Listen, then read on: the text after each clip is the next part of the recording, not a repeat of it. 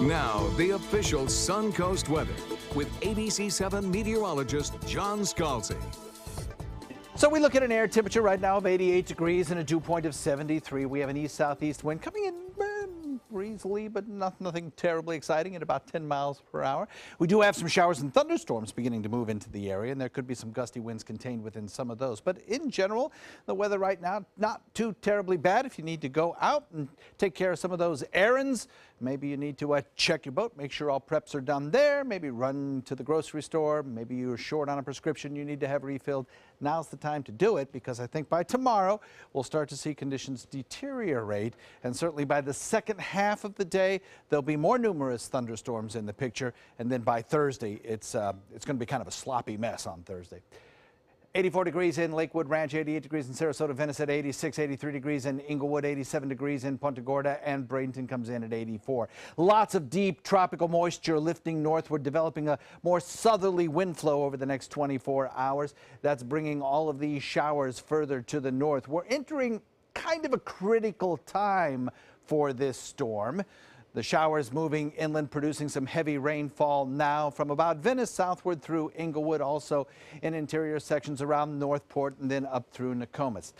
I say we're entering kind of a critical time because as this depression, and it's still a tropical depression, lifts further to the north instead of moving due west, it's going to enter into a zone of more relaxed wind shear. In other words, an environment where growth is a little easier for tropical systems. So we expect it to build into a tropical storm, and perhaps even into a decent tropical storm with wind speeds up to 60, 65 miles per hour as it begins hooking back toward the coast. Hermine is what it will be called most likely, as the storm to the north will most likely not get a name before this storm does. As it moves onshore, it will start to expand its wind field on Thursday, and we could get some wind gusts around here. About a 25 to 30% chance that we could get some minor tropical storm force winds along our coastline. But certainly we're going to get some very heavy rainfall, and I'm a little concerned about what we call training, which is one storm after another moving over the same location. So mostly afternoon storms today, more storms around tomorrow, and then windy and stormy into Thursday. Okay, TD9, 35 mile per hour winds moving to the west-northwest at about 7. Central pressure continues to fall, an indication of a strengthening system. It lifts up to the north, and then starting on Wednesday, it starts hooking back toward the coastline. And then by Thursday morning, it starts beaming toward areas around the Big Bend, Cedar Key, up around there. And I think at that point it will make its closest pass to us, still with the core of the stronger winds, probably 120, 140 miles away from us.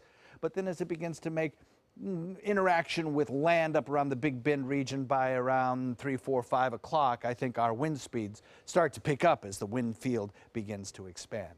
So we'll watch for that. What could happen? Well, we could get some strong storms that may even have some rotation. We could get severe weather around here. We could get isolated tornadoes.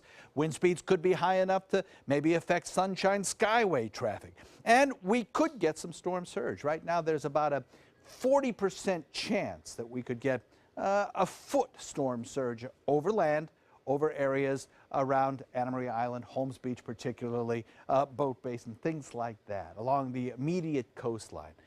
Wind speeds, they're not going to be the kind of wind speeds that will rip apart structures. We're not talking about that. But an onshore flow of 25, 35 miles per hour, maybe even 40 miles per hour in extreme northern parts of the viewing area, could indeed create rip current problems, could create the kind of spin necessary to produce some tornadic storms, and certainly could disrupt life on Thursday.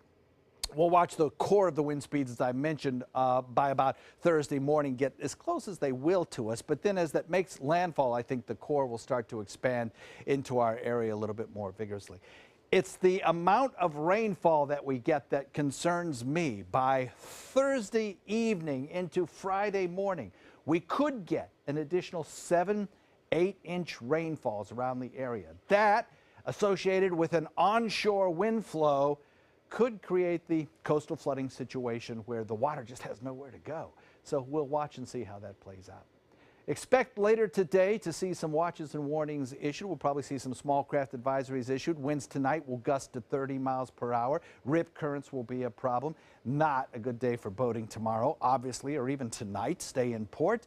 Watches possible later today for our area, certainly to the north of us, and windy conditions for the next several days. The good news is all of this clears out by the weekend. Scott?